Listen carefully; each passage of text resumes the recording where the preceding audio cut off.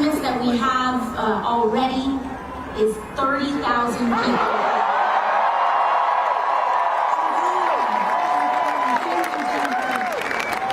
My name is Alexandria, in the area of AOC, and I want to thank each and every one of you for taking the effort to be here today. Made arrangements and carpooled, and I want to thank you for taking that time and thank you for making that effort. Thank you. In fact, I think we're all here together because we share in the frustration and heartache that comes from watching those in power. Thank you so much.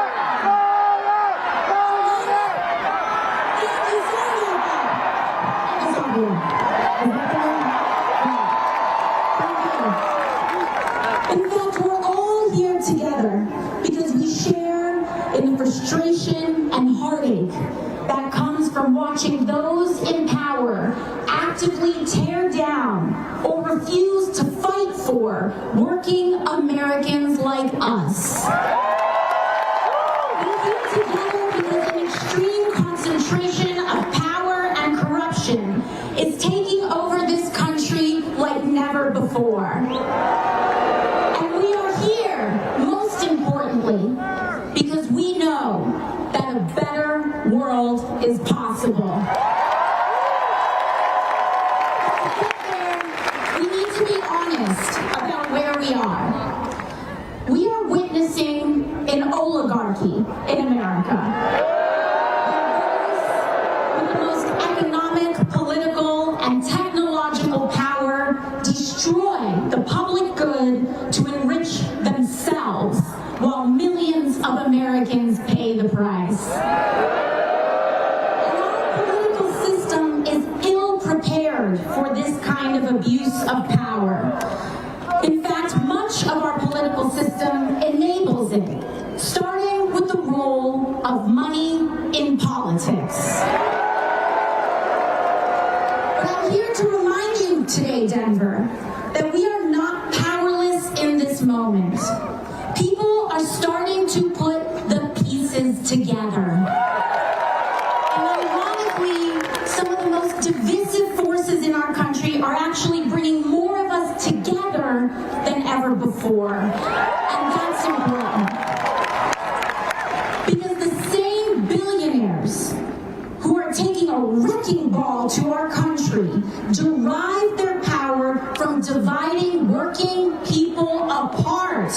They specialize in getting us to turn against one another along lines of left and right, race and gender, creed and culture. And it's all to keep us distracted because the last thing they want is for us to realize that the real division and the real harm in this country is how endless greed is costing the lives of everyone else.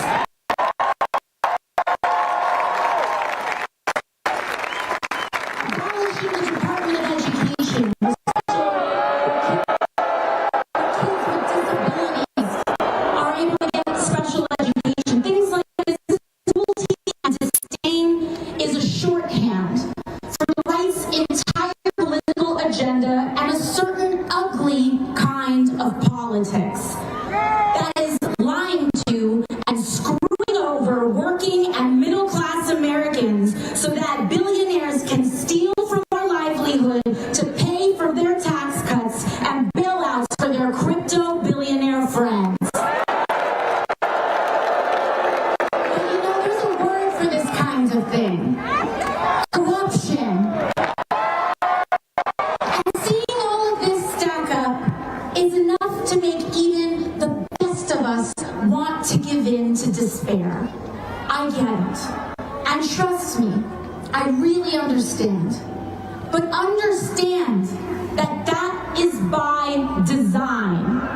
They want us to give up. And it is easy to give in to despair. And I can tell you, for a while there, in the years that I spent waitressing and wiping down tables and never being able to get ahead, I did give up. I tried to stop caring, keep my head down, work my shifts, and accept that this is just how things are. But that's no way to live, Colorado. It's no way to live. And we do not have to live like this. In fact, we cannot live like this. I was born to a working class family. My mom cleaned houses. My dad started a small business. They just tried to make a better life for my brother and I. And for a while, it felt like our American dream was almost coming true. Both my parents were born in poverty. They were able to work to put food on the table. And then when I was a teenager, my dad was diagnosed with a rare form of lung cancer. And by 18 years old, by the time I was 18, 19 years old, he was dead. And overnight, my mom became a single mom. She had to suddenly provide for my brother and I. And this is what so many of us experience. We're all just one accident or one moment away from feeling like our whole rug is pulled out from under us. And we don't have to live like this. And here's one thing I will say. Donald Trump,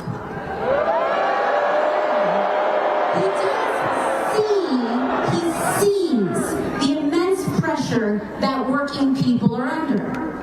But his answer to that pressure is an America that operates on the principle of every man for himself. And we can see this clear as day.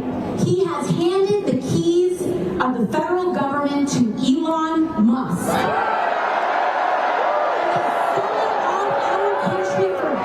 To the richest people on the planet. And in exchange, those oligarchs will bankroll his campaigns and those of his allies.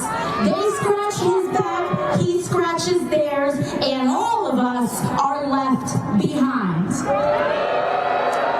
But the clever thing, I will say, the clever thing of what Donald Trump and what the right tries to do is make working people like you and me feel like we're just one step away from being inside that club.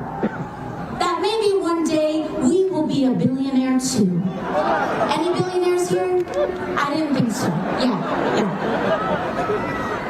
But here's the thing.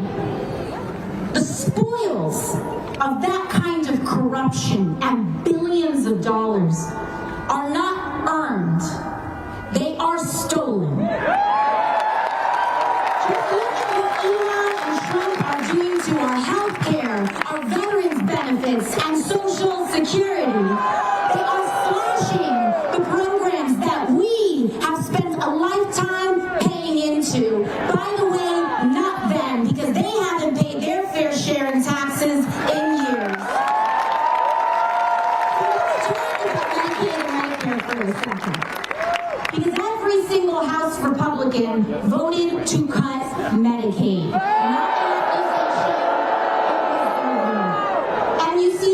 Budgets aren't just fights about numbers. They are fights over our values as a country. Medicare, Medicaid, and Social Security were promises that we as a people have made to each other about the kind of society we want to live and the living in the nation that we want to become. From politicians to people or charity, from billionaires to the working class, these are promises that we have made to each other, neighbor to neighbor, friend to friend, elderly to young person, teacher to student.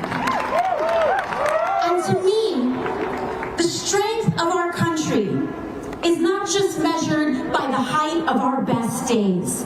It's also about who and what is there for us on our worst day. And that's why I'm here with you today.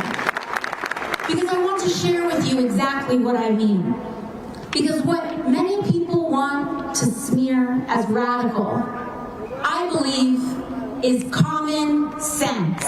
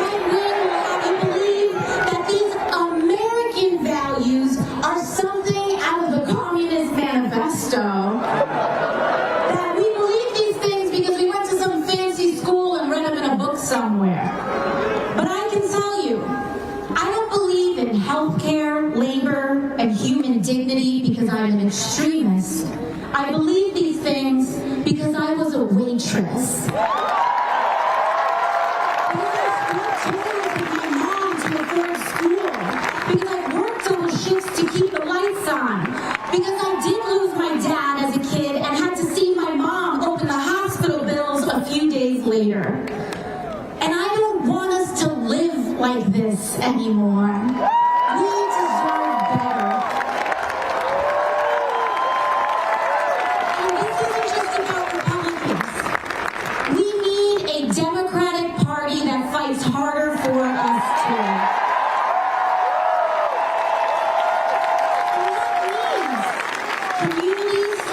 Choosing and voting for Democrats and elected officials who know how to stand for the working class.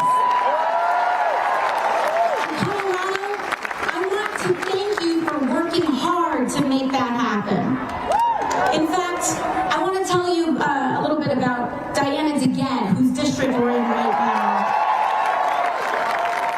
She's not here today. She just had a baby grandson born not too long ago, so I'm sending her our regards.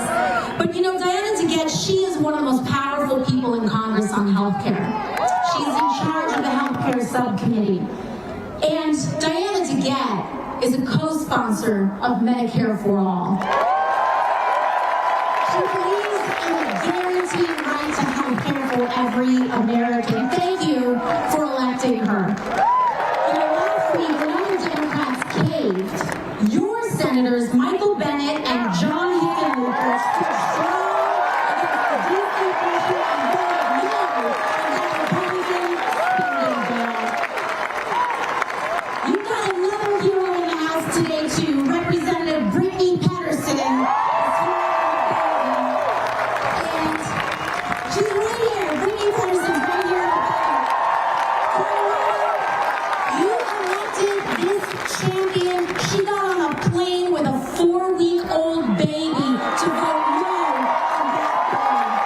Defend her, support her, uplift her. In fact, every Democrat from the state of Colorado who represents a congressional district in the state voted against that bill. So I want to thank Joe Neguse and Jason Crow as well.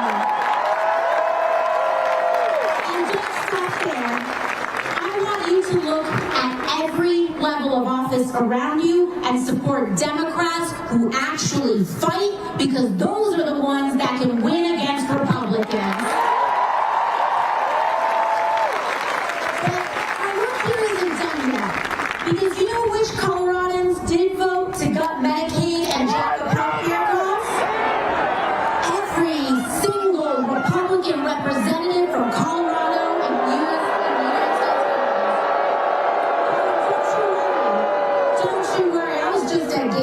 District earlier today, and a lot of his 11,000 of his constituents would like a word with him. So folks, you know what this means. We need to come together and spend every day for the next year working to educate our neighbors, reach out to them, and in order to give these Republicans the boot and replace them with brawling Democrats who will stand up for Colorado.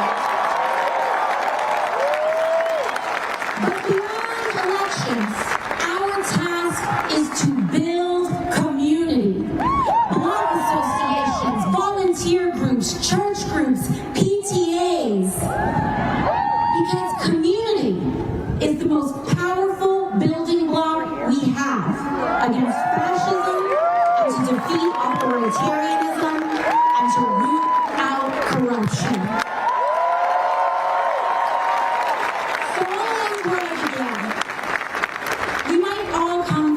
Places, but we share many of the same experiences.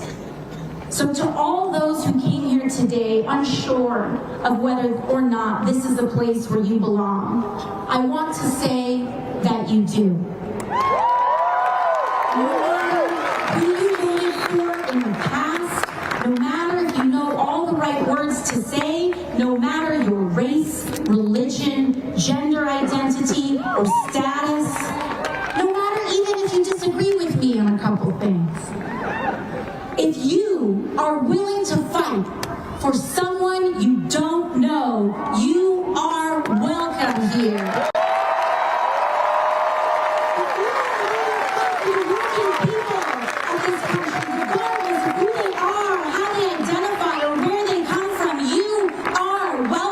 here. Because here everyone is valued. But I will say this. To those leaders on either side of the aisle who are willing to put their fellow Americans down so that they can get ahead or feel better about themselves, they may best find a home somewhere else. And if you're an LGBT kid or a family, we can't throw you under the bus in order to win an election. In this house, we stand together because here we know that together, without exception, is the only way that we can win. So I hope that you see that this movement is not about partisan labels or purity tests, but it's about class solidarity. And to all of you who came out today to stand together and say our lives deserve dignity and our work deserves respect.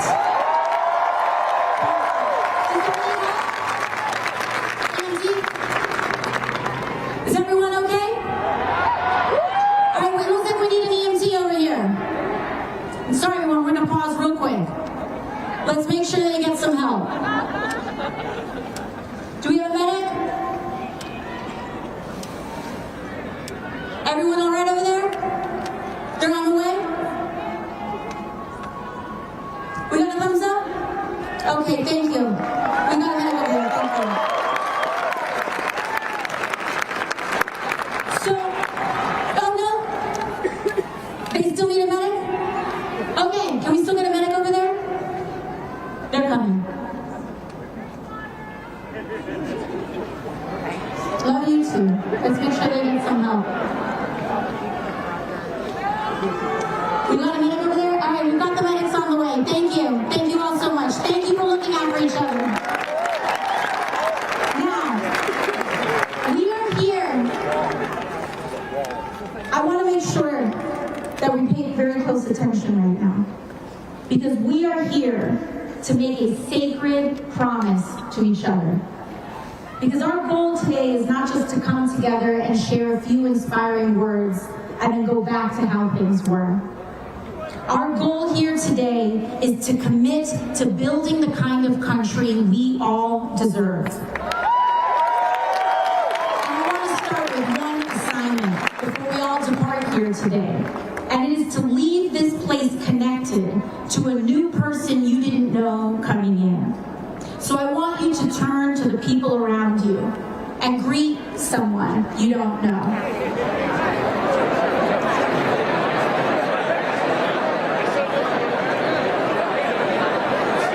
Thank you. I don't want to interrupt you. Now, and we do that because we are here to make that promise, to take care of each other on our worst days and to share in the successes of our best. Thank you, Colorado. We are going to get through this. We are going to beat them. We will win by building a better nation than the one we had before. I want to introduce to you a friend and one of the man who has brought us all together here today. And that is Senator Bernie Sanders.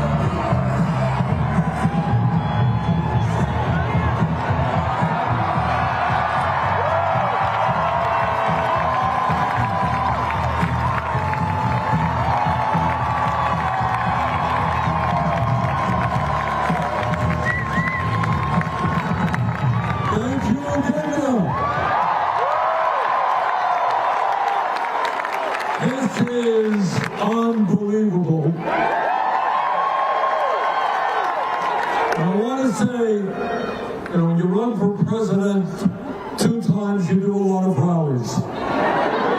And in fact, we were here some years ago, right here, and we had a great rally. I think we had about 10,000 people out. In the hundreds of rallies that I have done, we have never, ever had a rally as large as this.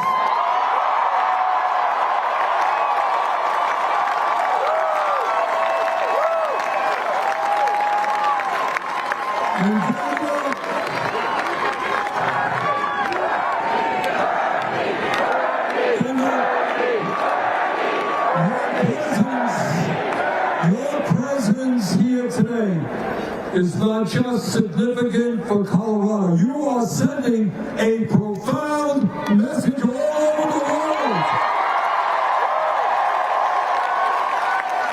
The whole world is watching.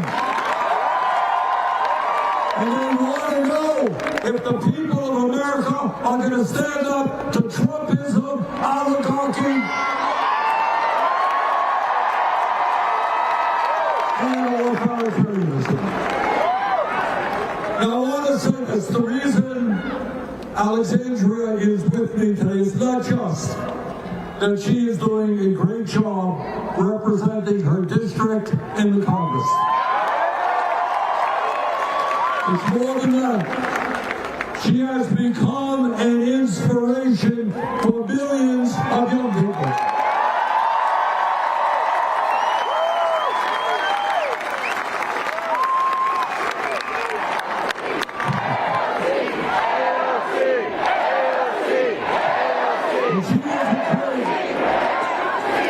When she was a kid, she worked with her mom cleaning houses in order to help the family survive. Before she ran for Congress, she was a barista. Alexandria has not forgotten where she came from. But more importantly, when she decided to run, she was taking on one of the most powerful members in the Democratic Party. And everybody said, "You're crazy. How are you going to beat this guy? Maybe a future leader of the Democratic Party." She had no money. She had no political experience. But what she did is what all of us have got to do. She went out and worked with her friends and she raised a few $1,000s. And she worked hard and in a disciplined way. What Alexandria did is what millions of Americans can do.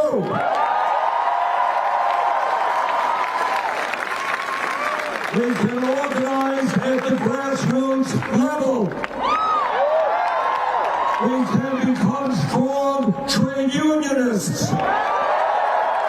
We can run for school board or president of the United States. We're not going to let the billionaire class have all of the power. So the message today is yes, here in Colorado, in Vermont, in New York, all over this country. Hey, Mr. Trump, people fought and died to create a democratic society. You're not going to take it away from us.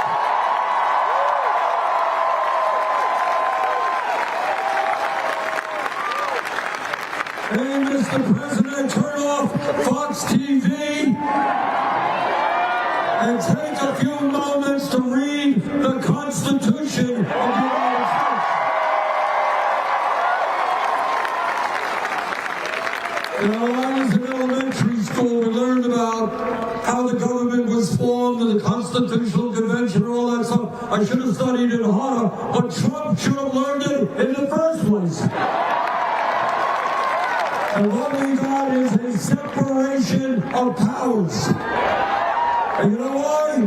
Because the people who founded this country took on the most powerful person in the world at that time, the King of England.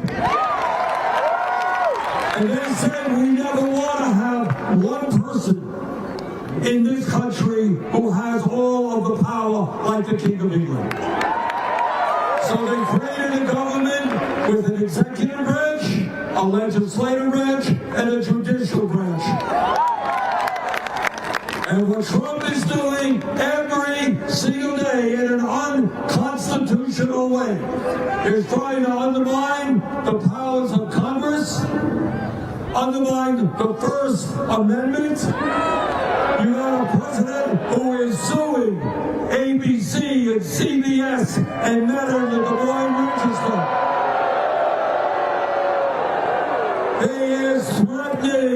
He is threatening to investigate PBS and NPR.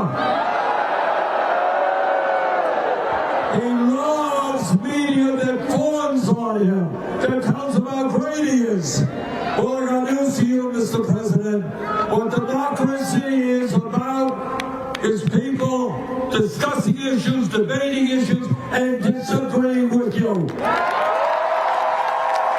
And if you can't take the criticism, get the hell out of politics.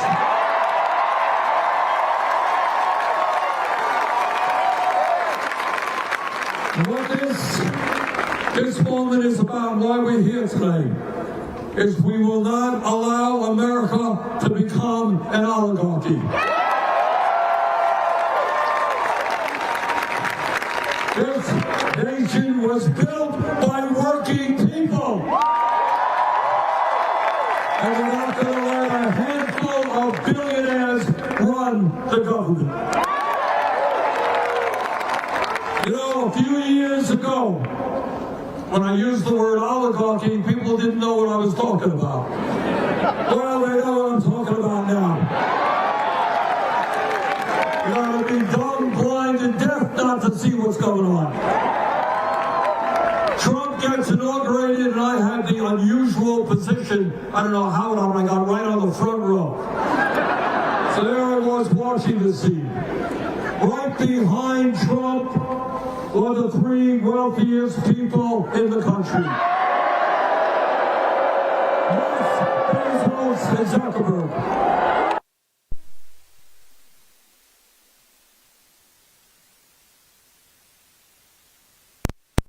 Nominated to run major government agencies. So any working person in this country who thinks that these billionaires are simply trying to make government more efficient, you don't know what you're seeing.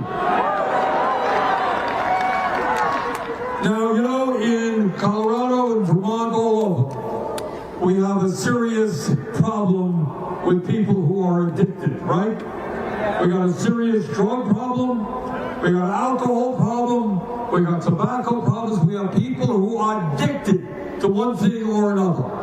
But I will tell you what I think the worst addiction in this country is, the most dangerous, and that is the greed of the oligarchs.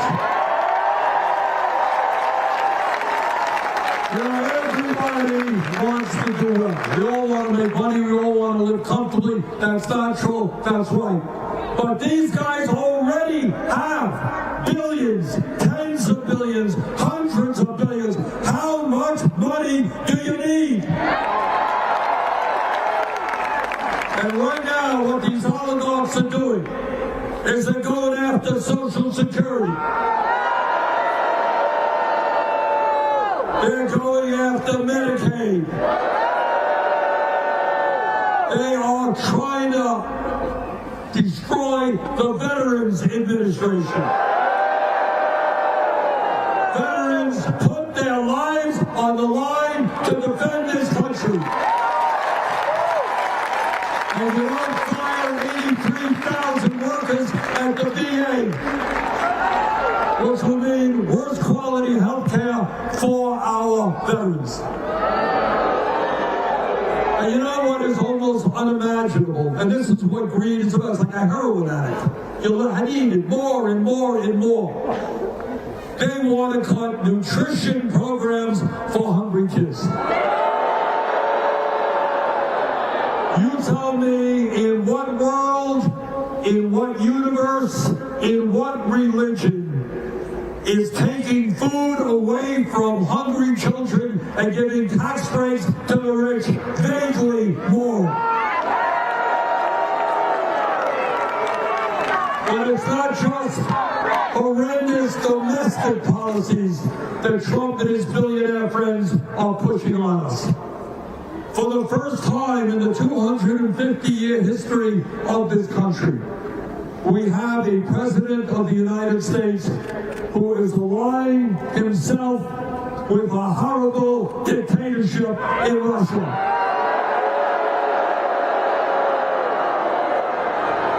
We have a president who lies all of the time, and one of his worst lies was that he says Ukraine started that war.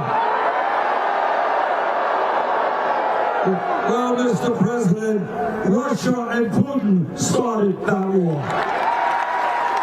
And we're not going to ally ourselves with dictatorships because we believe in democracy. But it is not just Russia. Trump wants to continue the horrific Biden policy of giving more money to Netanyahu to destroy the Palestinian people. We are going to bring legislation to the floor very shortly, which says not a nickel more for Netanyahu.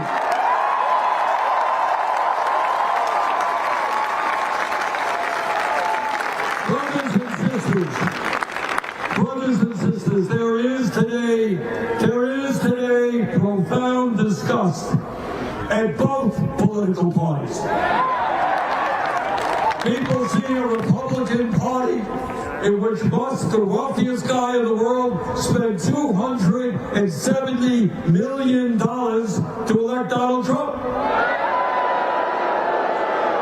And his reward is to become the most powerful person in the government. Now, I don't care if you're a conservative, Republican, or anybody else. Nobody thinks that is what America is supposed to be about. But I would not be telling you the truth if I didn't tell you that within the Democratic Party, there are billionaires who have undue influence. And there is a reason why for the last 30 or 40 years, Democrats have turned their backs on the working class of this country. So when we talk about where we are and where we've got to go, maybe most importantly is we've got to get rid of this damn Citizens United Supreme Court decision.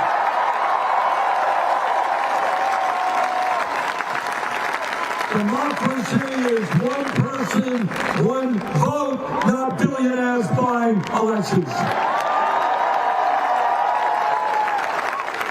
I want all of you to know, corporate media doesn't talk about it, we don't see it in Congress much.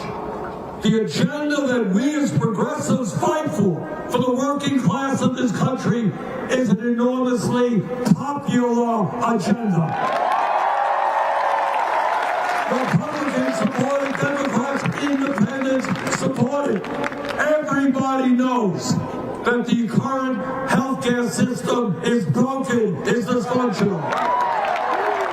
Everybody knows that the function of the system today is to make huge profits for the drug companies and the insurance companies. And everybody knows there is something wrong when we are the only major country on earth not to guarantee health care to all people. So Alexandria and I and others are going to work with you to finally do what should have been done decades ago, pass a Medicare for all, single-payer program.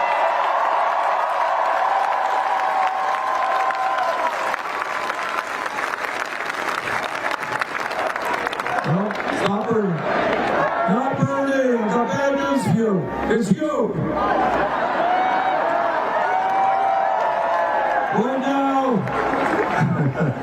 Right now, we have in Washington an embarrassing minimum wage, federal minimum wage of $7.25 an hour. And that means that tens of millions of Americans are working for starvation wages. Together we're going to raise that minimum wage to a living wage, $17 an hour.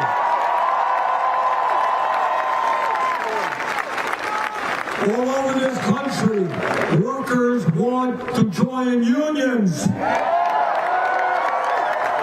We got any trade unionists here today? All right. And workers know that if you're in a union, you're going to get better wages, working conditions, and benefits. But corporations are trying to stop workers illegally, trying to stop workers from joining unions. That's why we're going to pass the PRO Act, make it easier for workers to join unions.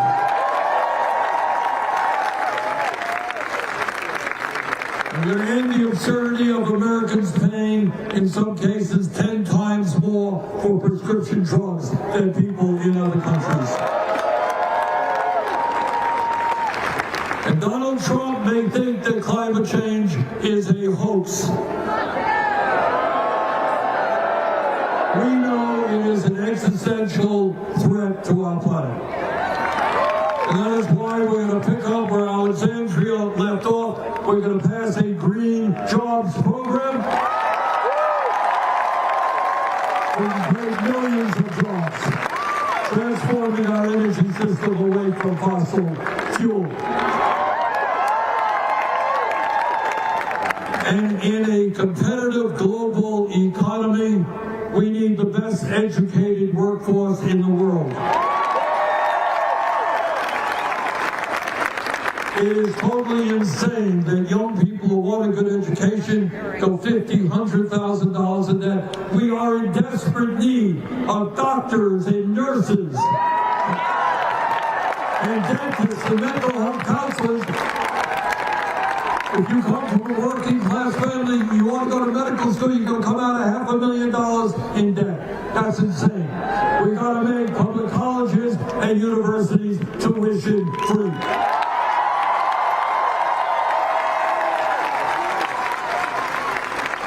And none of this stuff is radical. The American people support this. They don't want tax breaks for billionaires. They want programs that help ordinary Americans.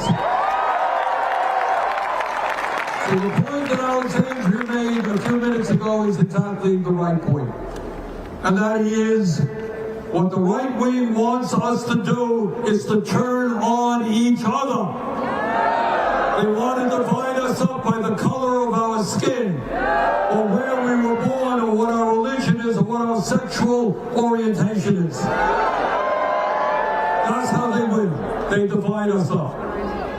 Now, I'm not a mathematician, but I do know that 99% is a hell of a bigger number than 1%. And I do know that if we stand together, we are the vast majority of people, we can defeat Trumpism. We can create a political movement so that we have a government and economy that works for all of us, not just the 1%. So brothers and sisters, this is a difficult moment in American history. It's not the first difficult moment we have had. We've gone through some rough periods in the past as well. But what I believe from the bottom of my heart, if we stand together, we don't let them to divide us up. If we are smart, if we're willing to go outside of our comfort zones, there is nothing that can stop us.